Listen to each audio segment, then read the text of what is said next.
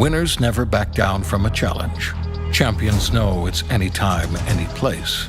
But losers, they whine and waffle and take their ball home. Trump now refusing to debate a second time. He did terribly in the last debate. He's so easily triggered by Kamala Harris. Well, Donald, I do hope you'll reconsider to meet me on the debate stage. If you've got something to say it to my face.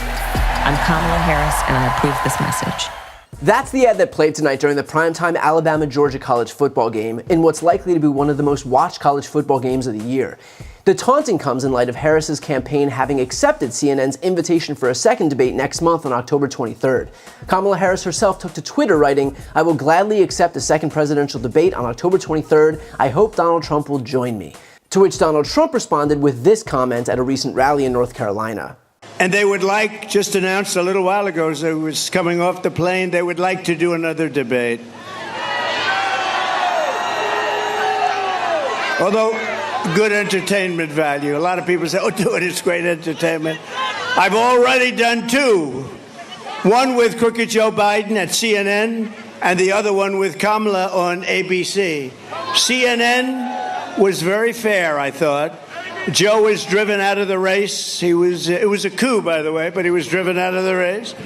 And they've been widely criticized by the radical left lunatics for all of the fairness. They were very fair. In other words, they won't be fair again because they took a lot of abuse from the radical left. ABC was 3-on-1, but I was given credit for having done a very, very good job. I appreciate that. We did a great job. It was 3-on-1. The problem with another debate is that it's just too late. Voting has already started. She's had her chance to do it with Fox. You know, Fox invited us on, and I waited, and they turned it down. But now she wants to do a debate right before the election with CNN because she's losing badly. You know, it's like a fighter. She sees the pulse. She sees what's happening. She's losing badly, but it's like a fighter who goes into the ring and gets knocked out. The first thing he says is, I want a rematch. I want a rematch. The problem with another debate is that it's just too late. Ah, right. It's simply too late. After all, a debate this late in the game would surely be unprecedented in politics, right? Well, except for the fact that the final presidential debate of the 2020 election cycle was on October 22nd, and in 2016, it was on October 19th. But yeah, October 23rd, we couldn't possibly allow a debate that late in the cycle. Got it.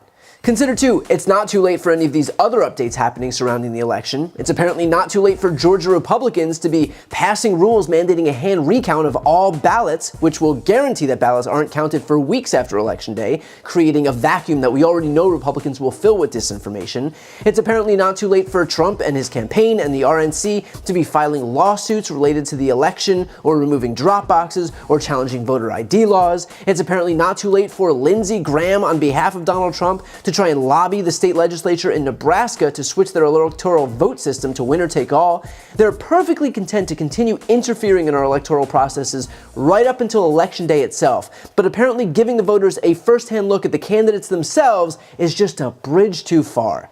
And of course, Trump's glaring fear of going head-to-head with Kamala again poses a bit of an issue for his tough guy branding. He's supposed to be the alpha, the strongman, and yet he's afraid to share the stage with Kamala. Turns out Trump created a neat little workaround for that, now claiming that her calling for another debate was somehow a signal that she lost. Right. Do me a favor, take a look at this and tell me Trump won the debate. Not tonight, even when it's not the subject that is being raised.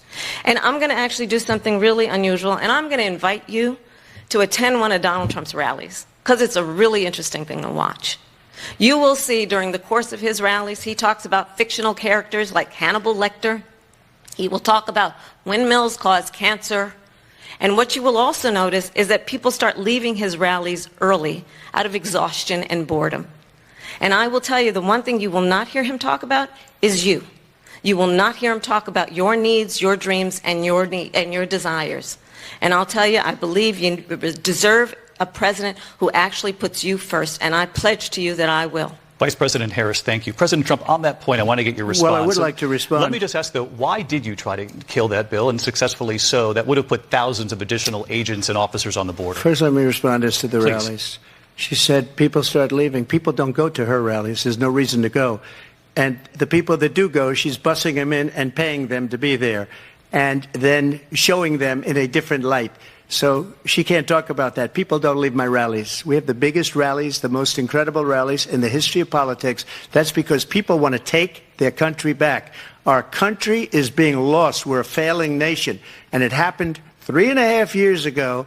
And what's going on here, you're going to end up in World War III, just to go into another subject. What they have done to our country by allowing these millions and millions of people to come into our country, and look at what's happening to the towns all over the United States. And a lot of towns don't want to talk. It's not going to be Aurora or Springfield. A lot of towns don't want to talk about it because they're so embarrassed by it. In Springfield, they're eating the dogs, the people that came in. They're eating the cats. They're eating the pets of the people that live there. But sure, that guy won the debate. Right. But still they have to continue insisting because that's how it works in the alternate reality that Trump traffics in. In fact, that's a point that Trump's advisor brought up to me on Chris Cuomo's show during a televised debate, and I wasn't super convinced. If she thought that she had done well and she left this debate with a clear lead and she was the clear winner after that, she would not be demanding another debate. You know they try to limit her exposure, and that's the reason why people tuned in, because they've never seen her extrapolate. That's one perspective. Brian, give me another one. Tim, let me ask you a question. After Donald Trump beat Joe Biden in the first debate, what's the first thing he did? Why don't you tell me?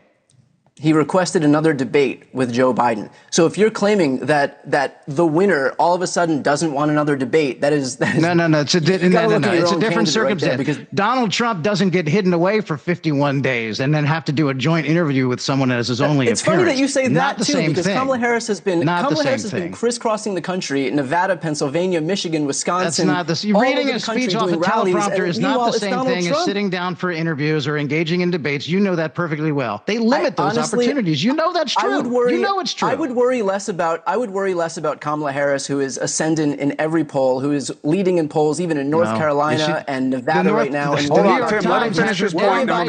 worry about the guy who is on national television yelling about eating pet dogs and cats and saying that babies are being murdered after they're born. In other words, when Trump beats Biden, he immediately challenges Biden to another debate. It's clear evidence that he won. But when Kamala beats Trump and she immediately challenges Trump to another debate, that's totally different. Convenient, huh? So look, Trump will traffic in his delusional alternate reality. He'll claim that he won, which I suppose happened somewhere between screaming about migrants eating dogs and screaming about his crowd size. But we all know why Donald Trump is so afraid to do it again. It's because he doesn't want to get embarrassed. 75 million people watched him get baited like a 4-year-old with a cookie at the first debate. He is a laughingstock. He is a national joke. He looks stupid and impotent and small. And for the sake of his oh-so-fragile ego, he is incapable of suffering the same fate again. But that doesn't mean that Kamala won't still get some punches in to put his fear on full display. Before you go, just a quick note, if you'd like to see more of my content, which is always free of advertising, sponsorships, and paywalls, please make sure to subscribe to this channel using the subscribe button right here on the screen. And if you'd like to support my work even further, you can grab a copy of my instant #1 New York Times selling book, Shameless, available for sale right now. That link is also on the screen. Thanks so much for watching.